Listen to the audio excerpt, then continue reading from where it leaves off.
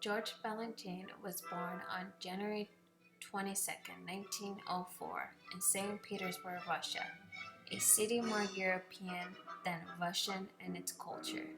His father, Valentin Balanchivas, was a composer of folk songs. George studied the piano and considered careers in the military or the church, but he entered the world ballet by accident when he went with his sister to an audition at the Imperial School of Ballet and was invited to audition as well. Meanwhile, political events were affecting the tradition-bound existence of his world. He entered the Imperial School of Ballet the month in which World War I was declared. George was a ballet choreographer. Ballet is a European dance with the vision of elegance. Ballet gives you the illusion of human physical limits of the body itself. It is all about physical ability. Dancers are composed from the elements the same way melody and harmony are composed from their notes of music. In 1890, he then appeared in the performance of Peter Leach ballet, The Sleeping Beauty, performed by the Imperial Ballet Company at the Moresky Theater. The experience dazzled him, and performing became the motivation of undergoing the most difficult training school. George saw his education as having two phases: his training in Russia and his 5 years as a choreographer with Sergei Diaghilev Ballet Russe in Monte Carlo.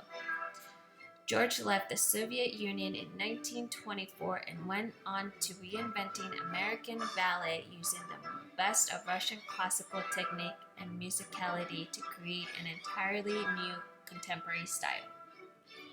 George came to the United States during the Great Depression at the time when ballet was viewed as foreign and local practitioners were few. His work in the commercial theater contributed significantly to his overall aim while enabling him to earn a living. Following his arrival in New York in 1933, he certainly created ballet, but for 15 years he was primarily engaged in making dances for musical and movies. In 1933, he was invited by Lincoln Kristen. Together, they formed a School of American Ballet, which opened on January 2, 1934. In 1946, Kristen and Balanchine co-founded a company that would become the New York City Ballet. Balanchine served as an artistic director of the company based out of New York State Theater at the Lincoln Center. He produced more than 150 works for the company, including The Nutcracker. While money was tight, Balanchine presented the dancers in practice clothes instead of ornate costumes.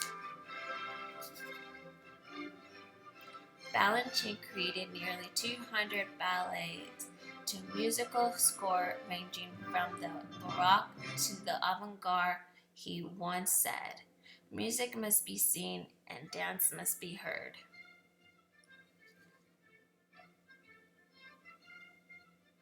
More than 2 decades after his death, his works continue to be performed throughout the world. His 400 plus dances remain a standard bearer of modern choreography.